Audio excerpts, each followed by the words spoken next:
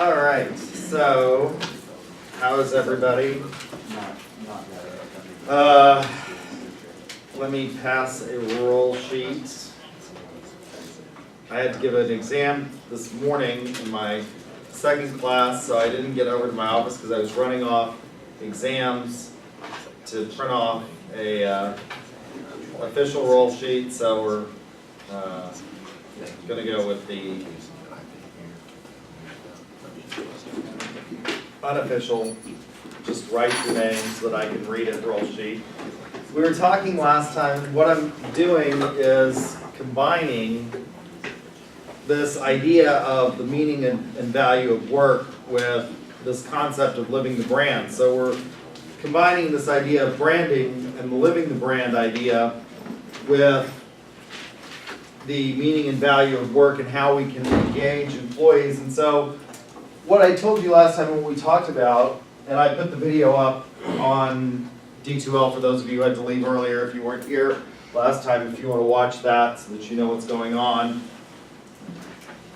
We were talking about this idea of the organization and the Weberian idea, and this also fits in with the Taylor Scientific Management idea. And so we think of bureaucracy, and Weber says that the bureaucracy is the ideal form of organization. We have the CEO at the top, vice presidents, directors, managers, supervisors, and then down at the bottom you have your worker bees, and each of these is responsible for a substantive area in the organization. And Weber says that bureaucracies are the perfect organization because they have three characteristics. One, they have a hierarchy. Two, they are specialized. And three, they are rule-bound, so that you don't have any unfairness or sort of prejudice in your outcomes. And if you think about organizations, it's not just governments that are bureaucracies. Large private sector industries are basically large bureaucracies. They structure themselves like this. If you go to work for a big company, there's going to be a CEO. If it's a publicly traded firm, there's going to be reporting requirements. They'll probably give you something like a handbook that tells you what the standard operating procedures of the company are, and you'll be following rules, and they'll be specialized. So what is, for example, 3M specialized in? What is 3M known for? They're known for what? Adhesives. That's their big thing, is adhesives. And they came up with they're probably the most famous adhesive that everybody knows about is the Post-it note, right? They allow their people to work on certain projects. They can spend up to, I think, 20% of their time working on projects that are not officially part of the research and development. And if you develop something, and this chemist came up with this adhesive that wasn't terribly adhesive, but what is it really good for? Well, it's really good for if you want to stick something on another piece of paper and not have it rip when you pull it off. That's what Post-its are great for. So they're a large organization. They have strategic business units under the umbrella 3M Corporation, and these function somewhat autonomously, but it's hierarchical. And then you get the scientific management, Taylor's scientific management principles, and there's some wonderful derivative, and I say that tongue-in-cheek, scholarship out there that's based on scientific management that's, I think, derivative of that, called lean management. Have any of you heard of this theory? Mm-hmm. It's the most recent theory by management people to talk about how we can be efficient. Six Sigma is another one, and all of this. And what is this maybe problematic? Why is maybe this problematic? Well, this idea of this hierarchy, specialization, rule-bound, this lean management, efficiencies, Taylor Scientific Management really looked at what? What did Taylor Scientific Management, for those of you who remember this from your management class, really focus on? There were things like time and motion studies, where you looked at how there's an optimal amount. For example, let's suppose that you have an iron works. You're an iron, and if you go back to the beginning of the 20th century, the Industrial Revolution, these robber barons, and how many of you have seen The Men Who Built America? It's a History Channel special. It's really pretty good. So they talk about the various men that built America, and the steel industry is one of these that becomes, a big giant in the American economy. And so when you're doing things like this, you figure out exactly, for example, what is the ideal weight of shovel, the ideal shovel size, and where should you locate the coal, because they shovel this into blast furnaces. And what is the ideal weight that someone can shovel the most efficiently? If you have a shovel that's too heavy, what happens? You can't shovel it as quickly. If the shovel is too light, you're what? You're taking too many, you may be able to shovel it, but you're taking too many motions to be efficient. So there's an optimum. Well, what could be problematic with this kind of way of thinking about people? As Weber puts it, these boxes on the pyramid, on this organizational chart, and so what we have, I've drawn it as a pyramid, but you can see the pyramid can also be drawn. How many of you have seen organizational charts, right? We have an organizational chart for UCO. There's a president, right, of the university, and under the president you have the provost, which is also the vice president for academic affairs. You have the vice president for administration. You have the vice president for student services, right?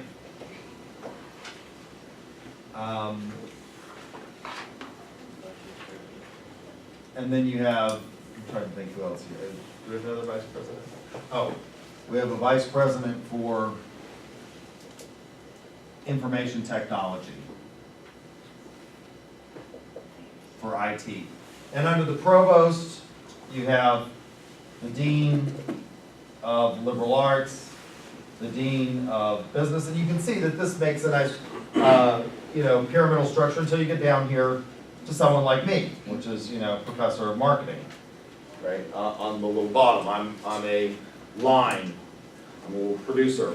I make money for the university, teach classes, and I make a lot of money for the university because the big principles class that I teach has 130 odd students in it that are all paying large amounts, and so I keep telling them I need to be paid more because I'm a money maker. I'm just shaking that money train for the university here.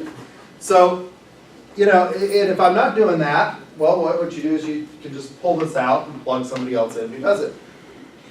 Now, this is all great, maybe, but it can be enormously dehumanizing. And this idea of just pulling people out and replacing the cog in the machine can lead to issues where people don't feel appreciated, and you have high turnover. And during the 1980s, the late 1980s and early part of the 1990s, they looked at older workers and said, these people are taking up too much space, maybe we should get rid of them. You can do that. The problem with doing that is that how much do you spend in lost productivity and lost time and making up and recruitment? There is nothing that business does that doesn't cost money. If I'm having to look for somebody, it's costing me money. If I'm having to go out and find a replacement. And the more senior that person, the more money it's going to cost you. I used to have a recruitment company where I supplied replacement nurses on both a temporary and permanent basis for hospitals, and we recruited heavily from nurses from Canada. So what we did is, Canada is part of what's called the British Commonwealth. So they recognize the Queen as their titular head of state. If you look at the Canadian coins, they've got good old Queen Elizabeth on them. And as a member of that Commonwealth, you can travel between countries in the Commonwealth and get citizenship from one country to another fairly easily. So a lot of people, for example, from Jamaica, which is also another Commonwealth country, go to Canada because they have nursing licenses in Jamaica. They can get those transferred to Canada very easily. And of course they hate Canada, right? Because they're from Jamaica, and what is Canada not like? It's not like Jamaica, it's cold. So they go to Canada because they can make more money in Canada than they can in Jamaica, and they don't like it. So they want to come to the United States. Well, under the North American Free Trade Agreement, we could bring these people across on H-1B visas because there's a shortage of them, And so I provided them to particularly hospitals. The biggest hospitals that I had contracts with were in Florida. What do you think it costs to recruit a nurse? Well, they paid a $10,000 signing bonus at the time, and it's gone up since then, I can tell you, because nurses are in shortage. They paid a $10,000 sign-on bonus. They paid they paid to come to our career events, something like $25,000 an event to set up a booth and have access to these nurses to recruit. And if we did direct permanent placement, they would pay us $35,000 per one that we actually got to sign if we did it directly.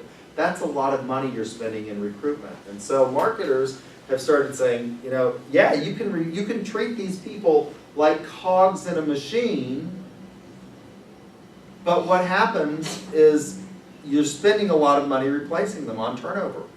And it's not just the money in recruitment, it's also the money you lose in productivity.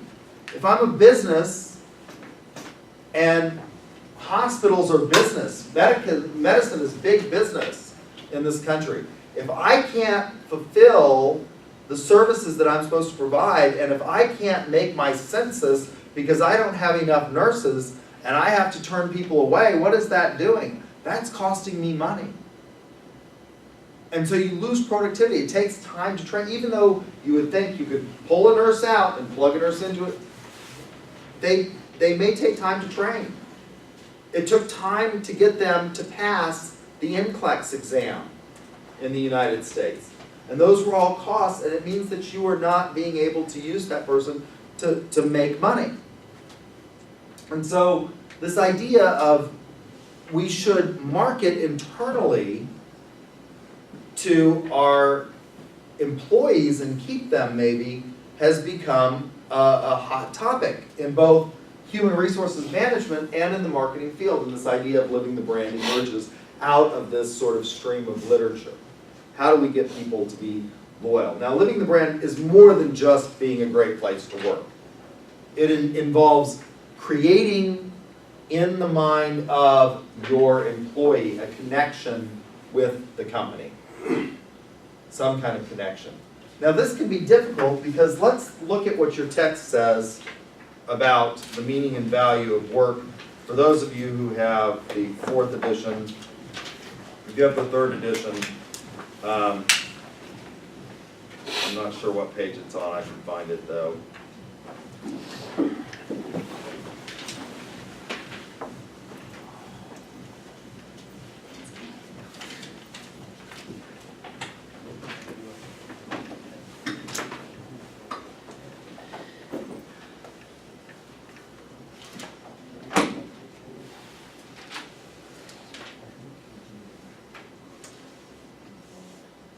On page 109 of the 4th edition, the conventional views of work.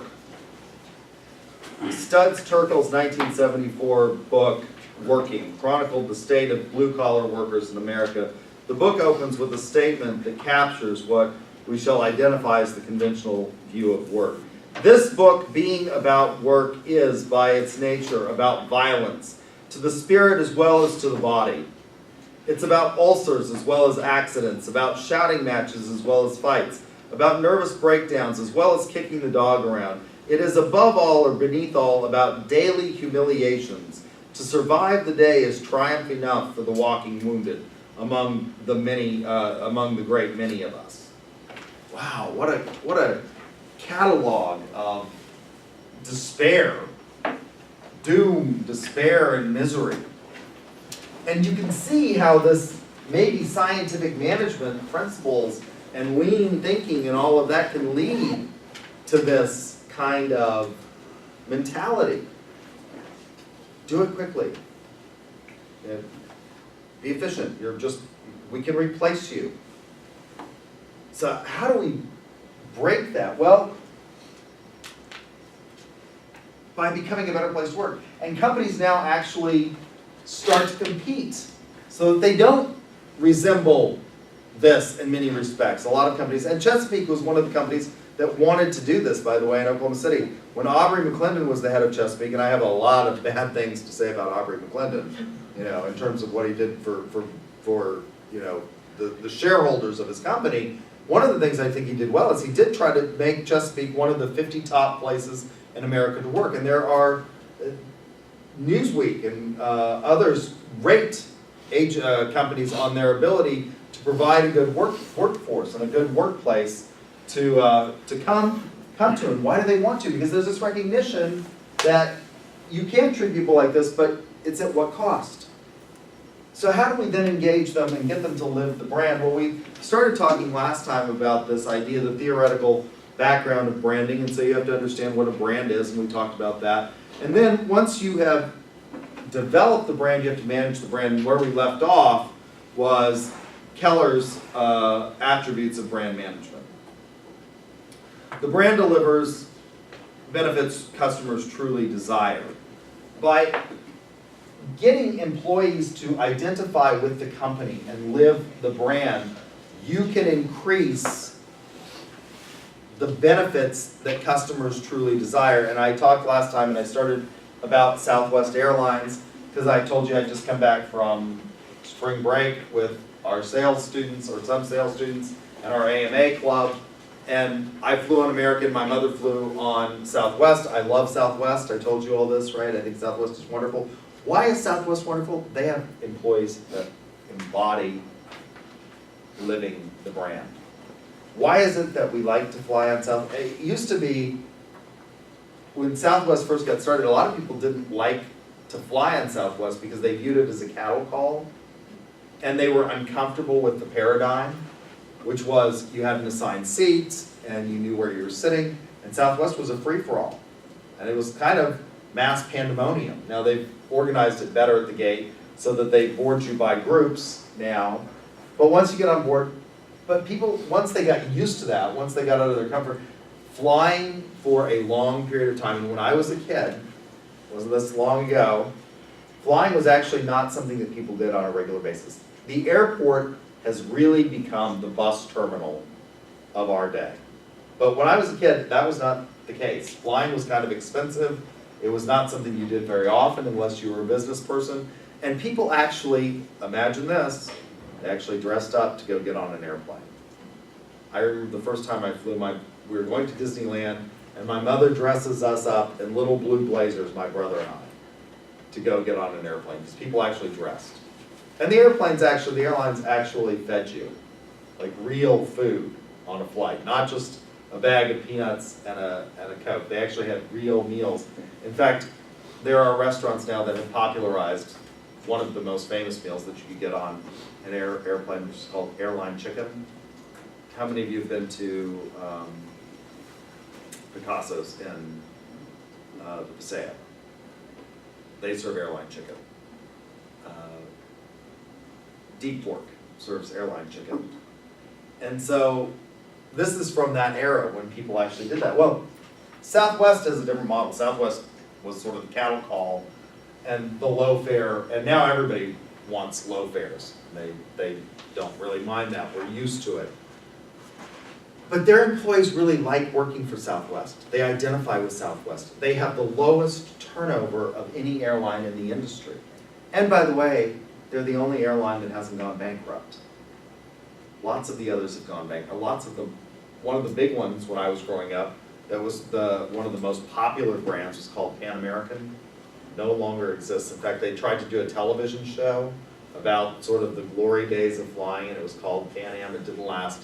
I think it lasted half a season before they canceled it, but it details sort of what it was like. And they actually they didn't call them flight attendants back then, they called them stewardesses, and you had to be a woman. There was no such thing as men flight attendants. You had to be a stewardess. And they actually did things like, and they detailed this in this television show, they actually weighed them to make sure that they stayed within the weight limits, so that they were attractive, young, weight people. And there is a seminal case, actually, which is the Southwest case, on what's called the bona fide occupational qualification of the FOQ. Southwest actually starts out as Texas Air, and they were wholly involved in intrastate commerce. They just flew around the state of Texas for oilmen, for businessmen, in the words of George W. Bush. That's Oklahoma and Texas for business.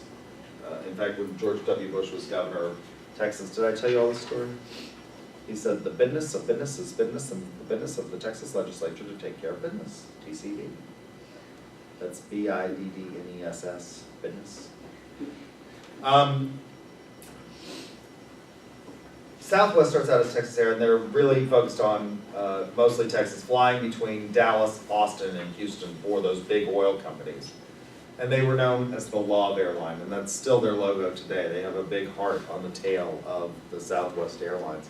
And they refused to hire male flight attendants, and they got sued because of this. And the case goes to court, and they said, this is a bona fide occupational qualification. We're the Love Airline, and our customers want to feel the love, and they're not going to feel the love from a male flight attendant, and so we shouldn't be forced to hire flight attendants. And what did the court say? I think I've told you all this story before. What did they say? Because I told you about Hooters, right? Hooters refuses to say that they're a gentleman's club, and so every once in a while somebody will go apply for a server position at Hooters, and they will be turned away. And if you sue them, Hooters will pay you off if you're a man, because they only hire females. But they refuse to say that it's because they're a gentleman's club, because they have families that go there. The court says this is not a bona fide occupational qualification because the purpose of a flight attendant is for what? They're required by the FAA. And what's their purpose? Is their purpose to serve you drinks and peanuts? No, their purpose is for safety. And can a man perform those functions? The primary purpose of a flight attendant is safety, according to the court, and so this is not a bona fide occupational qualification. In spite of that case, which is sort of a negative case on Southwest, their employees love them. They absolutely are willing to sacrifice and be loyal because they have such good benefits. And it's not necessarily tangible benefits. They don't pay the most of, I have two friends who are A&P mechanics for Southwest, and they're not the highest paid mechanics in the airline industry. But Southwest is a company that really instills this idea of brand loyalty and living the brand among their employees, and they treat them well. So one of the ways that you can deliver and you can manage your brand and make sure that you deliver benefits that customers truly desire is by encouraging living the brand so that your customers, or so that your employees will treat your customers the way you really should treat customers, as human beings and not necessarily as a means to an end. This is particularly important in the services industry, where the intangibles and your employees really are the face of the company. Much more so than in maybe a tangible product industry. The next thing that Keller says is the brand stays relevant. Again, living the brand is one of the ways that you make sure that the brand stays relevant. And how do you do this? Why do you do this? Well, and how does it encourage and make sure that the brand stays relevant? Your employees, and particularly for those of you that are going into sales, how many of you are in sales, in the sales program? For those of you that are in sales, your employees are going to be the front line, your eyes and ears, those salespeople for the company on what the customer wants. They will provide you with the feedback that you need, particularly if you're in a services industry, to do things like gaps analysis. So that will help you stay relevant. So one, the brand delivers benefits customers truly desire. The brand stays relevant. The brand is properly positioned. Ensuring proper positioning in the mind of the consumer is largely going to be done by your employees. And how do you ensure that your position in the market is consistent? One of the things that Living the Brand does is it makes sure that employees know what their value is to the company and what the company's mission and goals are. It's not just about do this because I say so. It's about ensuring that they feel as though they have a vested interest and they understand what the mission and goals of the company are. Going back to one of the earlier chapters when we talked about values, successful companies have a strong core set of values, and they instill those. Now we hope that they're good values. They don't always have to be, but we hope that they're good values. But they instill those values. Consistency. Consistency ensures that your brand is going to project and stay in the position that you want it in the mind of the consumer. If you treat employees in an inconsistent manner, they're probably going to do what? Treat customers in an inconsistent manner. If they go to work and you're happy one day and not the next, and you're not consistent, they're probably not going to be consistent either.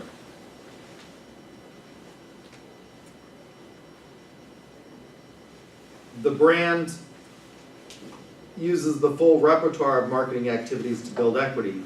So it's, again, not just in part of these full repertoire of marketing activities, it's not just branding to the external constituents, it is using this to brand and sell your brand internally.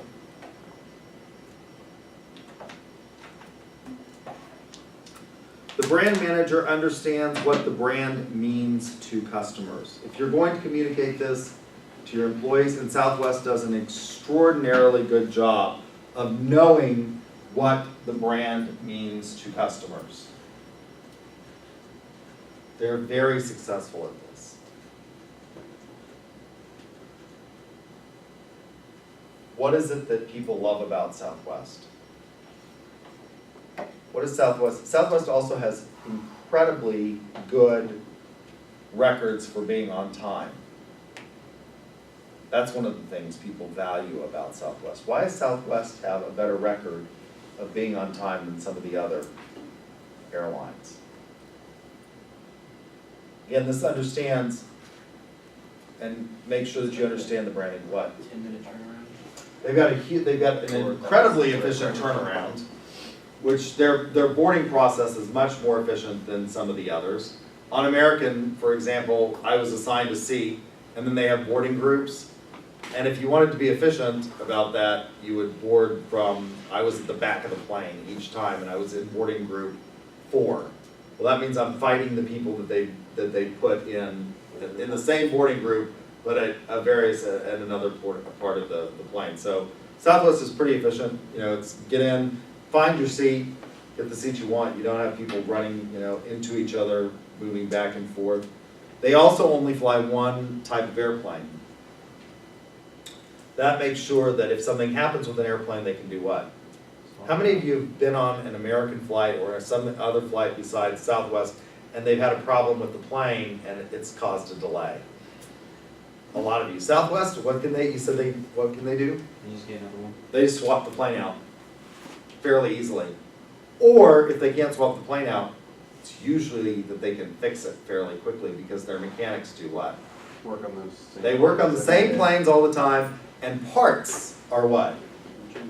Yeah, you don't have to wait. I mean, you've got your parts and things like that. You're not having to go, oh my God, well, we got a DC, 10 or whatever, or a Boeing 737, and all we have parts for are the Boeing, what is the new one, 767 or something like that at this airport. So they're enormously efficient. They understand that. The brand hierarchy makes sense. The brand hierarchy and portfolio, one of the things that's happened is airlines have merged, and a lot of times the mergers have not necessarily made a lot of sense. Southwest resisted merging. They finally did buy another airline. And why did they buy another airline? They finally decided that they wanted to do what? Fly internationally. And so they actually did buy an airline that had routes to Mexico and the Caribbean. And so that made sense, that brand extension. Companies that don't make sense, their brand extension don't make sense in terms of mergers and acquisitions. Hewlett-Packard, when Carly Fiorina, she just didn't understand, didn't make sense. It was just falling in love with the deal when they decided to merge or to buy Compaq. Not understanding that. What was it that customers valued about HP? How many of you in finance use the HP 12B2 for your financial how many of you have a financial calculator? How many of you use the HP 12B2? Is that not what they encourage you to use? I just want to cheap What? one. Oh, Is it an HP though? Yeah. HP has some of the best financial calculators. How many of you have an HP? What do you like about HP calculators? A lot of finance professors, that's the one that they use, that's the one that they'll train you on. So, It's easy to use. it's easy to use. How many of you have something else besides an HP? What do you have? I have the Casio BA Okay. 2 Plus. HP was known for their calculators, their financial calculators. And they just didn't understand, and if you don't understand that, are you gonna be able to communicate that to employees? Probably not. And if you watched her presidential campaign, you can understand why she couldn't communicate. Horrible communicator, yeah. Oh, not raising my hand, sorry. Oh, okay. The brand is given proper support. This is important. The brand is actually given proper support. So, let's watch, for those of you who've had my principles class, you'll have seen this before. And so I apologize, but redundancy is good.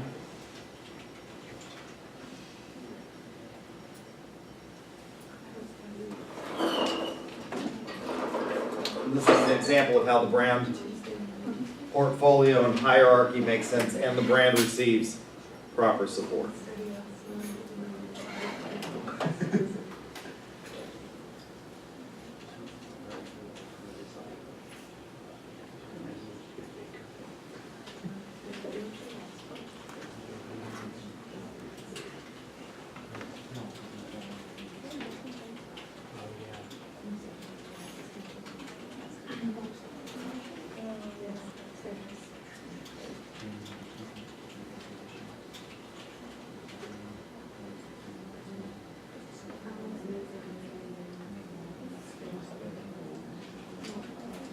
Yeah, it's just like that.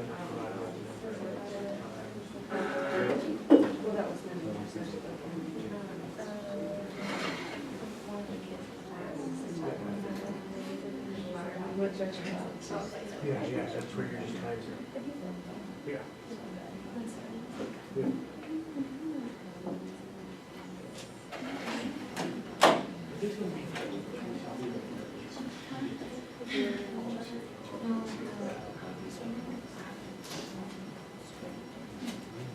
Since this is an ethics class, I won't skip the ad.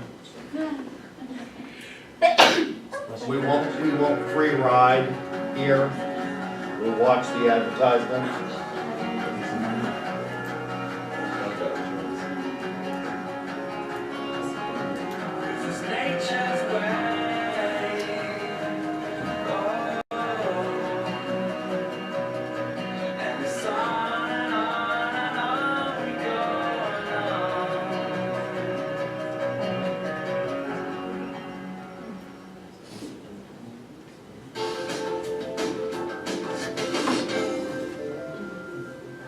Welcome back to CNN Business Traveler. I have crossed the Atlantic and am now outside Washington, D.C.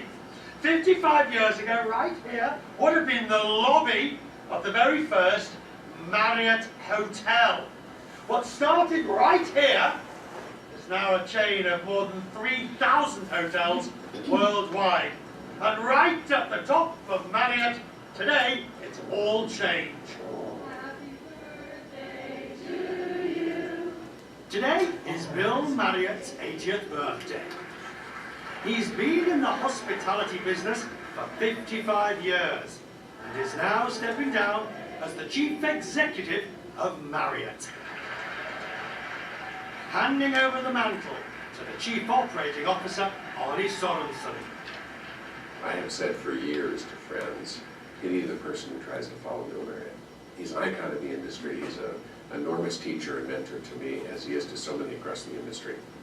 I met Bill Marriott at the company's headquarters, where he reflected on a lifetime's work and those who've been along for the ride. What did you say when I told you I was going to become executive chairman and this got too big and too complex for me? I said, you created it. It's all your fault. The Marriott story begins in 1927 when the American entrepreneur J.W. Marriott opened his root beer stand in Washington, D.C. 3 decades later, he opened his first hotel. Here's my dad and mom. Right. The first hotel. He built the biggest motor hotel in the world. And when he opened it, it didn't do very well. I just joined the company out of the Navy. I've been in the company 6 months. I said, why don't you let me take a hand in running this thing? He said, you know anything about the hotel business? I said, well, that's right, I don't, but neither does anybody else around here. So I can't do any worse than we're doing. So we got the second hotel open in Washington, and the third hotel opened later. And all of a sudden I figured out we'd make more money in the hotel business than we ever would in the restaurant business. What's the one thing that has surprised you most? The fact that we could grow from one hotel to 3,700 hotels, that really shocked me. I thought, you know, it took us 7 years to build 5 hotels, and I thought, well, maybe we'll get to 10 or 15. And at what point did you look over your shoulder and think, ooh, well, where did that all come from? Every day. The rapid growth was achieved with a formula that has come to define today's hotel industry. Many brands, all under one umbrella. 1981, we had a lot of big box hotels, big city hotels. Somebody said, you know, we're going to run out of great locations where we can build these big hotels. We got to do something to grow the company. And let's go and build a hotel for the businessman. We did $1 million worth of research. We asked our customers, what do you want in a hotel? They said a better room at a lower price. I said to our people, are you kidding me? You mean we spent $1 million to find out people want a better room at a lower price? So we built one. We built a 150-room courtyard in downtown and in the suburbs of Atlanta. And then on it goes, from the courtyard, airfield, to the new adding Ritz-Carlton. That's right, yeah. We have 18 different brands. Too many?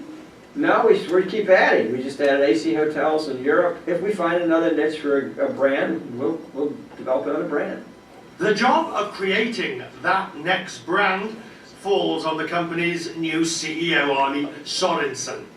His task is to keep the Marriott giant moving with the times. What we see as the future of the core Marriott full-service hotel is a place that obviously provides a great night's sleep, it provides a comfortable room, but it also provides public space which can welcome people and which can invite them to re-inhabit the lobby. Customers are saying it's no longer enough for me to have a great night's sleep in a big room and in a clean room. I want my senses excited in some way. Exciting the senses in that way demands a new brand and a controversial move for Marriott. Partnering with Ian Schrager, the celebrated arbiter of cool, credited with inventing the boutique hotel concept. The Paramount, the Mondrian, the Sanderson, the Hudson, the Gramercy Park, and now, in this unlikely partnership with Marriott, comes Edition. The idea is to kind of rethink the hotel business and doing the same thing I did 25 years ago when we invented the boutique hotel. That's the point. 25 years ago, you invented the boutique hotel. It's been done.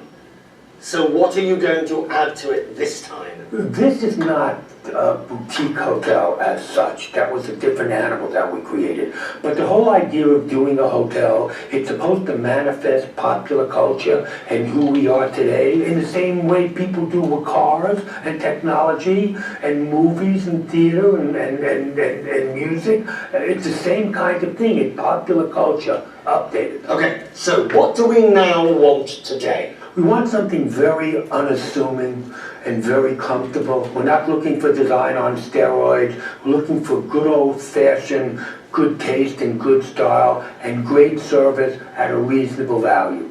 Together, Schrager and Marriott hope to achieve what has so far eluded the big hotel companies, with the exception of Starwood's W, the lifestyle of boutique, without compromising the good night's sleep. What's happened in this space broadly is that the folks who are delivering this lifestyle experience are not also delivering great customer service. Even Ian would say the great hotels that he started in the early 80s and continued into the 90s offered a wonderful design and a wonderful nightlife, but a lousy night's sleep. The message echoes clearly from both camps. No more style over substance. Out with design on steroids. In with style and comfort. So, as I've asked you before, will you have a chair that's comfortable that I can sit in? Oh, good point, good point. Because you know me and my chair. No three-legged chair. No three-legged chairs. No tricks. No tricks. That A chair I can sit in. and comfortable. Uncomfortable. Working, you can work in it. And a desk. You can read in it, and it's good lighting. Those are the things that... Have you grown up? I think I've grown up. The brand launched last year with hopes to grow the concept quickly into a chain of dozens of locations. Ian, you sold out. A chain. Marriott. You would have walked over hot coals rather than done a deal with a chain. I would have walked over hot coals rather than to sell out. But what Marriott offers me was something that I couldn't really do before. So to me, it's the opposite of selling out. It's like, hey, let's come up with this great idea and let's keep it to ourselves and the family and do it. Coming up after the break, a good night's sleep with our Hollywood star, Richard Gere, and his bed and breakfast. So, if you have a brand portfolio, what makes the Marriott brand portfolio make sense? They're all what?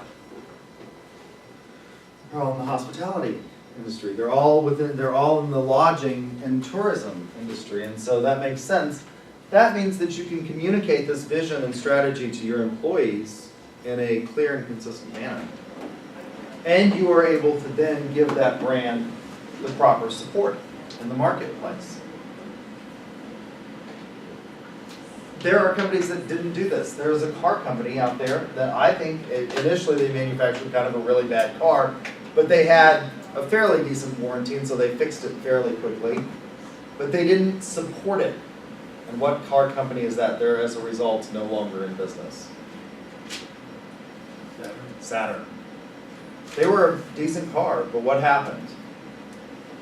The corporate hierarchy didn't support it. They faced opposition from both ends, not only from the corporate hierarchy, but also because they were outside of the employee base and they weren't unionized. They faced hostility from the other parts of the company that were unionized. And so Saturn ultimately went out of business. You still see some Saturns out there. What's another example of a car company that was a big failure? It's gone out. I can't imagine why people are buying them still used. They're still a luxury symbol. Hummer. Anybody have a Hummer? Nobody really believed that they only got 8 miles to the gallon, apparently, which is what they did at the H2. Pricing strategy is based on consumers' perceptions of value.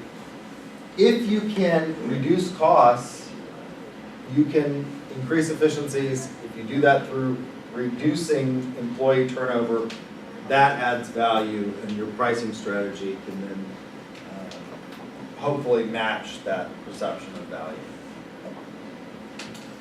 Finally, the company monitors sources of brand equity. Again, if your employees like you and if they live the brand, they're going to be a valuable source of what that brand equity is in the marketplace. If they view work in this conventional model, that it's a drudgery, I hate going, I have to put up with it, I don't identify with the activity that I'm doing, are they going to provide you with that information? Or are they going to provide you with that information from an accurate perspective? Probably not. So I think these are all sort of important things in terms of thinking about branding, living the brand. Now the text talks about, in this idea of meaning and value of work, that there are different types of work. And if you look at Beulah et al. Habits of the Heart, they talk about 3 different types of work. The lowest level of these is a job.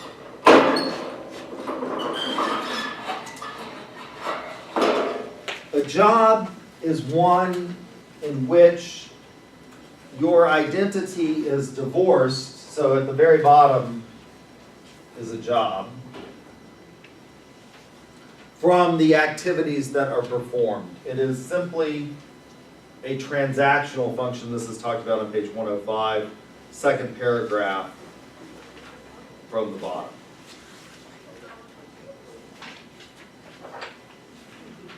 What's an example of a job? Something that's just a job. Anybody ever know anybody who just yearned to be a garbage man? That was their dream job. Actually, yeah, I had a 7th grade math teacher. He wanted to be a garbage man whenever he was a kid. Okay. He was rapidly disabused of that idea, I imagine, because he became a 7th grade math teacher instead of a garbage man. What? What? He liked the idea of just hanging on the truck from behind, just kind of cruising. Yeah, There's a video of a little boy like going around on Facebook right now, and it's like he wants to be a garbage man. His birthday party, you've seen it. His birthday party was like they hired a garbage Truck? to like come in. They picked him up. Wow, I'd be willing to bet he probably was more interested in the big truck and Yeah, machinery than he absolutely. was in actually the job of being a garbage man.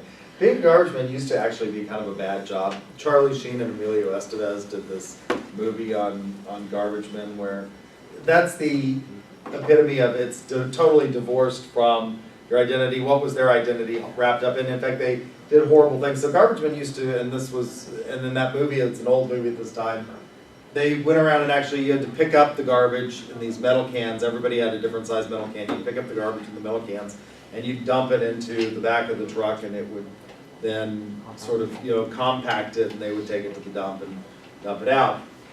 I'm not so sure that being a garbage man in the modern sense is all that bad because now most cities in America have big blues or big greens or something like that. And so actually you do get to just kind of ride around all day, and it's not a bad job in terms of the pay. When I was vice mayor in Guthrie, we actually were paying, I think, for our trash men something like $35,000 a year to be a trash man. So it's not necessarily a bad job. It's got benefits. Just like a teacher.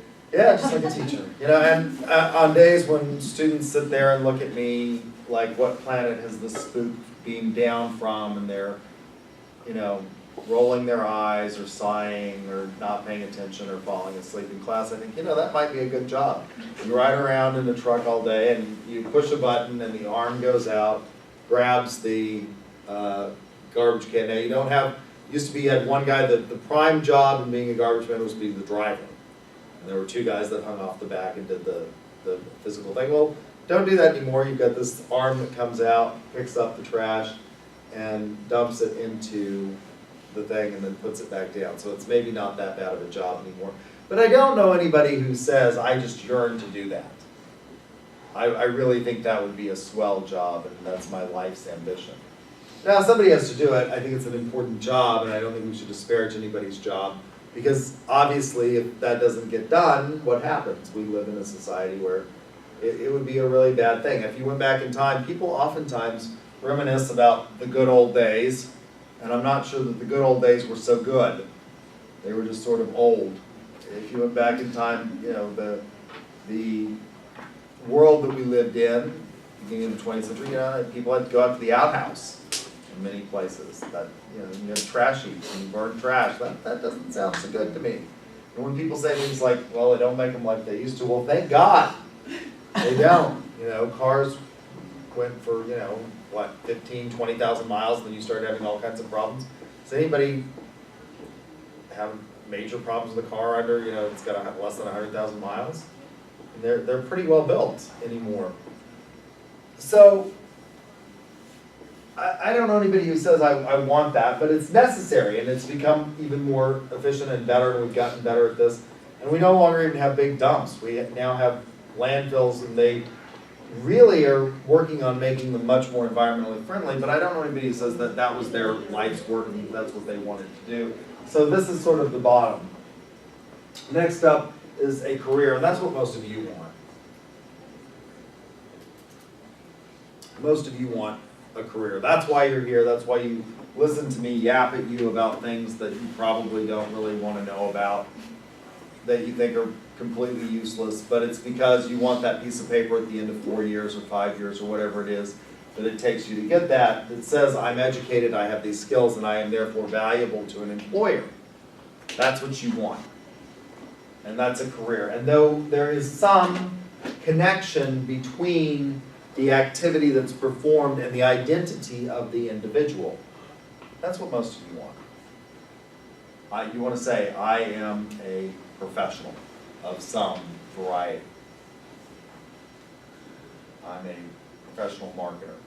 I'm a professional, sales agent for 3M or for Johnson & Johnson or whatever it is you want to do. You want to have some identity. This is, I think, particularly important for most people who are intelligent. And there's some panache to it, saying, I am this. And, I tell people that one of the first questions that somebody will ask you when they meet you, it's not the question that I ask, because I know why people ask this question. And I don't think it's a really great reason for asking the question. But the first question that most people will ask you is what? What do you do? Why did they ask that question? Yeah, it's an instant way of determining. You've had my class before, so you remembered something from my class, right? That's amazing. Great how that happens. It's an instant way of pegging you on the social ladder. And even though Americans like to say we don't have a class system, we do. We absolutely have a class system. And so there's some panache to saying, when people ask me what I do, and I say I'm a lawyer, there's some prestige in that. Maybe not a lot, because we've all heard the jokes about lawyers. What's the difference between, have I told you the skunk joke? What's the difference between a dead skunk on the side of the road and a dead lawyer on the side of the road? There are skid marks in front of the skunk. What do you call 10,000 lawyers at the bottom of the ocean? A good start. So, but why is it that people feel that? Well, because there's some fear about lawyers. Maybe there's still some. I think there's some respect, and a lot of people still want to go to law school. They want to become an attorney. So I think that's what most of you want. At the top of the chart is a calling. Now, actually, I do view my job as an attorney as not a career; it is a calling. I think you're an attorney 24 hours a day, 7 days a week. You never turn that off. It is something that is a part of you. And with a calling, your work and your profession are indistinguishable from your identity. And so I think that's what I have. Now, most people, the challenge in this idea of developing Living the Brand, obviously in this hierarchy of typologies of ways we make a living, it's very easy in a calling to get people to live the brand, isn't it? Because they sort of are the brand. What are callings? Well, I generally think of the learned professions generally as being callings. The three oldest professions, and by professions we mean those that are conferred by society as having a status symbol and generally associated with some kind of higher learning. What were the three oldest professions? Because that's what you went to college for, that's what you went to university for. Well, the oldest of these was theology. That is really a calling. Your priest, your minister, your rabbi, your imam that is the essence of who they are. And really the epitome of living the brand. Hopefully. We all hope that's the case. You have to, this is a dedication. To be a Catholic priest, you have to have at least a master's degree. You have to get at least a master's degree. It's one of the things, I'm very critical of Joel Osteen. What is Joel Osteen's qualification to be a minister? None. He has none. Zip, zero, zilch. No theological training whatsoever. None. But to be a Methodist minister, ooh, I've got good hair. Hey, and big teeth.